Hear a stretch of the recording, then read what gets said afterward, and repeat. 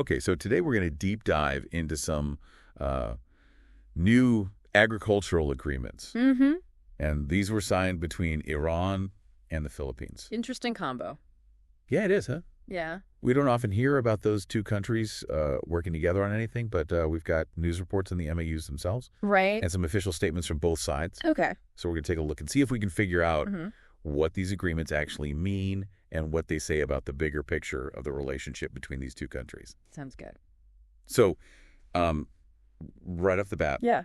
2 MOUs signed in Tehran. Okay. One is about agricultural cooperation, sort of generally, Right. Very broad. and the other one is about plant inspection and quarantine. So, like, making sure that the agricultural trade is, Safe. Exactly. reliable, all that. Yep. So, from Iran's side, they're putting out there that they see the Philippines as a country with some similar views, on the world stage. Okay. And they want to build stronger ties across the board, Makes sense. especially in economics and trade. Of course. But one thing that really jumped out at me Yeah. is that Iran is really emphasizing their location. Their location, like, geographically. Yeah. Okay. They're talking about being like a gateway to Europe for the Philippines. So it's not just about Iran and the Philippines, Right. doing business together. It's about Right. Iran maybe helping the Philippines reach other markets further west. Exactly. That's pretty ambitious. It is. And it's interesting because, they've got that relationship with Russia, too. Oh, right. So there are definitely some, geopolitical things going on there. For sure. Yeah. But it's not just about location. Mhm. Iran is also, really making it known Yeah. that they have a strong agricultural sector. What are they producing mainly? A lot of fruit. Okay. They're big on apples and kiwis dates, pistachios, saffron, all that. So they're saying, like, hey, we've got all this good stuff, Yeah. let's work together. Yeah, they're definitely putting their agricultural capabilities out there as a major asset. Mm-hmm. So how about the Philippines then? What are they saying? Well, they're also interested in expanding trade with Iran. Okay, so it's mutual. Seems like it. Yeah. They specifically mentioned opening up their market to Iranian fruit. Really? Yeah, especially they called out the red and yellow apples, called them world class.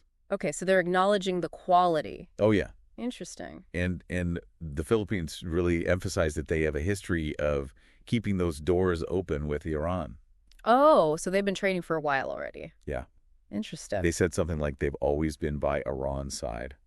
Huh. Shows a certain level of, consistent partnership. For sure. And that leads into what they're already doing. Which is? They've been exporting bananas to Iran for 30 years.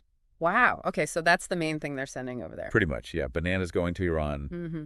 and oil and petrochemicals coming back. Okay, standard, resource trade. Yeah. Makes sense. But now it seems like they want to,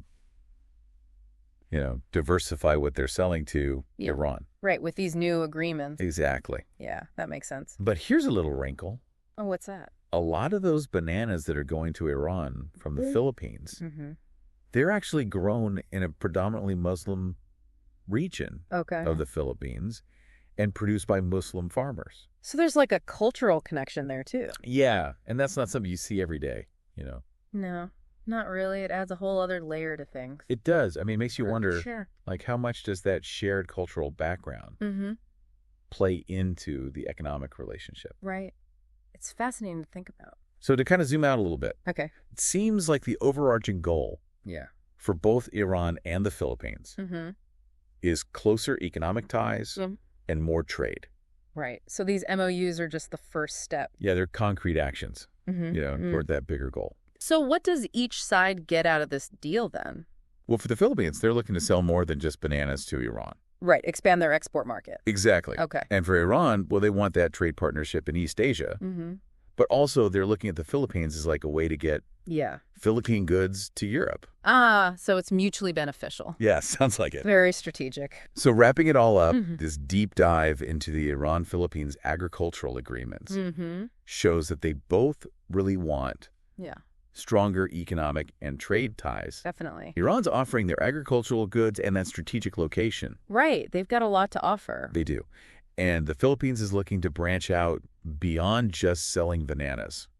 It's interesting how that one specific product, Yeah. those bananas, Mm-hmm. really highlights the cultural connections that can sometimes be hidden, within international trade. It really makes you think It does. about all the other surprising links that might be out there Yeah. between countries that seem totally different. Mm-hmm. Maybe they're driven by agriculture, or maybe something else entirely. Absolutely. Lots to think about. Definitely some food for thought. Thanks for joining me on this deep dive. You're welcome. It was fascinating. All right. Until next time.